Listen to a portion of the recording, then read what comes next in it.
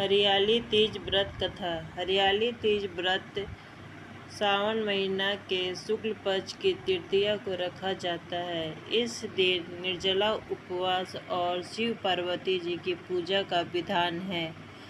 मान्यता के अनुसार इसी दिन भगवान शिव और देवी पार्वती की पूर्ण मिलन हुआ था।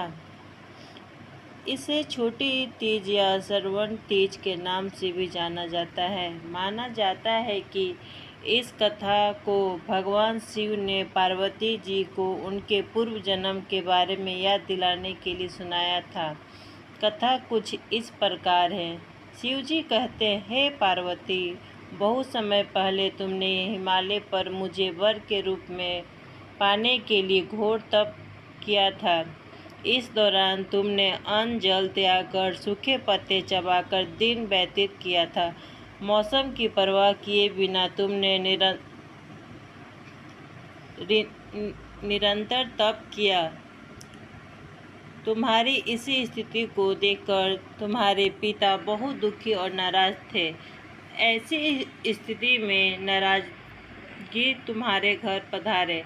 जब तुम्हारे पिता ने उसने आगमन का कारण पूछा तो नारद जी बोले, हे गिरिराज, मैं भगवान विष्णु के भेजने पर यहाँ आया हूँ।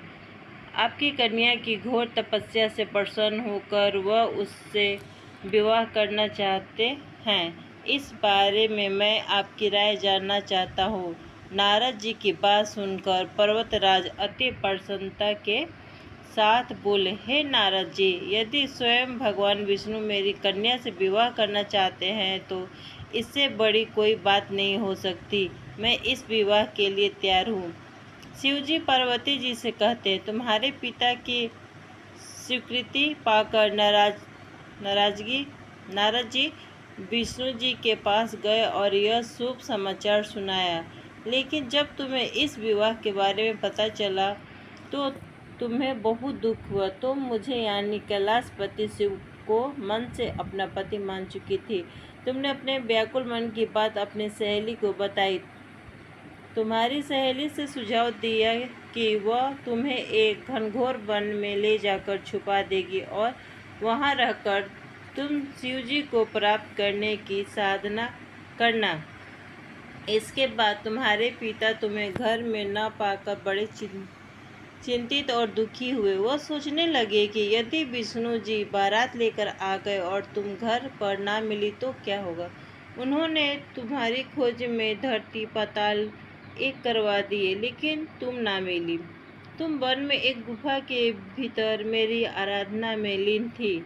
भाद्रपद तृतीय शुक्ला को तुमने रेत से एक शिवलिंग का निर्माण कर मेरी आराधना की, जिससे प्रसन्न होकर मैंने तुम्हारी मनोकामना पूर्ण की। इसके बाद तुमने अपने पिता से कहा कि पिताजी, मैंने अपने जीवन का लंबा समय भगवान शिव की तपस्या में बिताया है और भगवान शिव ने मेरी तपस्या से प्रसन्न होकर मुझे स्वीकार भी कर लिया है। अब मैं आपके एक ही शर्त पर चलूंगी कि आप मेरा विवाह भगवान शिव के साथ ही करेंगे। पर्वतराज ने तुम्हारी इच्छा स्वीकार कर ली और तुम्हें घर वापस ले गए। कुछ समय बाद उन्होंने पूरी विधि विधान के साथ हमारा विवाह किया। भगवान शिव ने इसके बाद बताया कि हे पार्वती, भाद्रपद शुक्ल तृतीया को तुमने मेरी आराधना करके जो व्रत किया था उसी के परिणाम स्वरूप हम दोनों का विवाह संभव हो सका। इस व्रत का महत्व यह है कि मैं इस व्रत को पूर्ण निष्ठा से करने वाले प्रत्येक स्त्री को मन वांछित फल देता हूँ। भगवान शिव ने पार्वती जी से कहा कि इस व्रत को जो भी स्त्री पूर्ण श्रद्धा से करेंगी उसी तुम्हारी तरह अचल सुहाग प्राप्त होगा। तो ये थी माता पार्वती जी का कथा।